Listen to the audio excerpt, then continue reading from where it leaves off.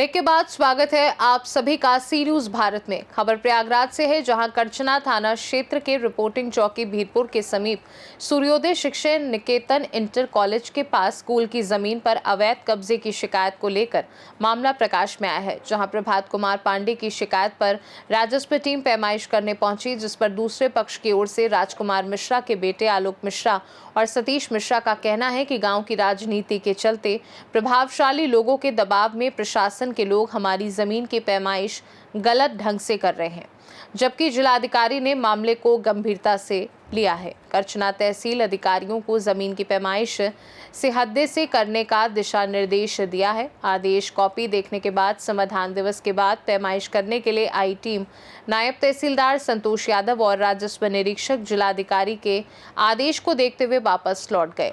आलोक मिश्रा और सतीश कुमार मिश्रा का कहना है कि जमीन की पैमाइश दोनों गांव के सरहद से हो रही, ताकि मेरा या किसी का कोई नुकसान ना हो। हालांकि नायब तहसीलदार ने 2 दिन बाद पैमाइश करने की बात कहकर वापस लौट गई।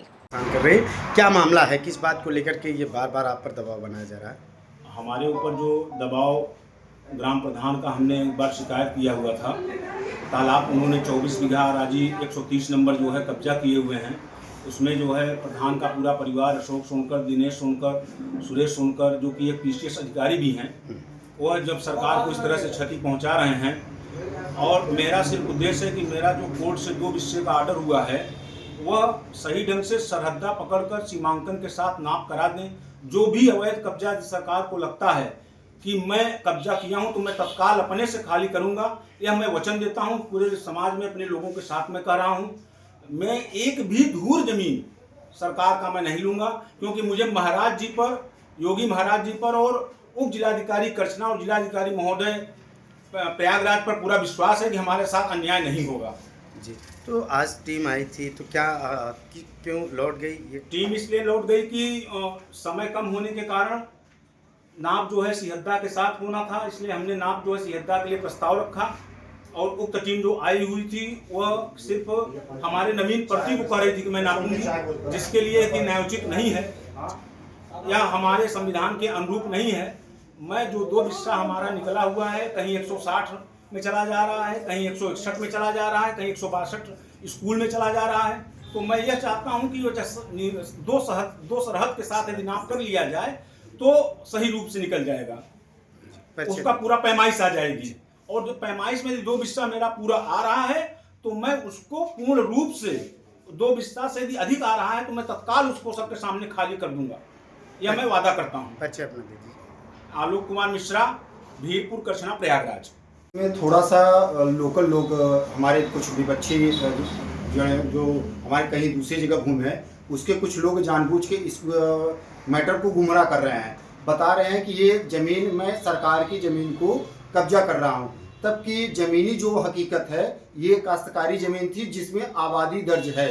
पहले चकबंदी के पहले से 100 साल के लमसम हमारा ये मकान हो गया जिसमें ये आबादी दर्ज है, और वो कोर्ट में भी कागज में वो दर्शाया गया है ये कि ये 1396 फसली में जिसमें उक्त भूमि आबादी के रूप में दर्ज है। ये कोर्ट में कागज लगा हुआ है, जिसके वजह से कोर्ट में 2005 में आदेश हमारे पक्ष में किया गया, सिविल न्यायालय कक्षा संख्या 5 में, कि जो वादी था उनकी मुकदमा खारिज की जाए। जो 2005 में, ये देखिए, उनकी मुकदमा को खारिज किया गया। यहाँ पे सीधे लिखा हुआ है कि दावावादी खारिज किया जाता है। ठीक, तो ये कागज अभिलेख उन्होंने पूरा नहीं दिखा पाया कि कुछ लोगों का कहना है कि ये स्कूल का सुरक्षित भूमि है, कुछ लोगों का कहना है कि नवीन पड़ती है। क्योंकि जो पैमाइश हो रही है तो किस बिंदु पर पैमाइश की जा रही है? जहाँ से आपका सीमांकन होना चाहिए, जहाँ 2 गांव का सरहद होना चाहिए, वहाँ से सीमांकन किया जा रहा है या आपकी ही भूमि से? नहीं, सिर्फ 162 ये नाप के इन्होंने, एसडीएम महोदय ने, तो पिछली बार 162 नाप हुआ और 162 नाप के ही उन्होंने आदेश जारी कर दिया, जिसमें उन्होंने क्या कहते हैं, मेरा 2 विषय का मानक निकाला ही नहीं। उन्होंने बोला कि आप जमीन में अधिक हैं, और वो नाप चला गया 161 नंबर में और 160 नंबर में, जिससे हमारी भूमि अधिक हो गई। जब आप पूरी सिहद्दे से नाप करेंगे तो मेरा भी जमीन निकल जाएगा 160 का और 161 का भी। तीनों लोगों का मानक पूरा निकल जाएगा। अभी सिर्फ अगर मेरी ज़मीन नाप रहे हैं तो मेरी ज़मीन अधिक निकल ही जाएगी। अच्छा, आज समाधान दिवस पर क्या निर्णय लिया गया? अभी भी राजस्व टीम आई थी, हाँ। तो उन्होंने क्या कहा? उन्होंने बोला कि चलिए मौके पे जो एसडीएम साहब ने आदेश किया है उस जगह को खाली किया जाए जी। तब कि और डीएम साहब ने हमको आदेश दिया है, ये देखिए कि आप क्या कहते हैं सिहद्दा से नाप कर किया जाए। जी।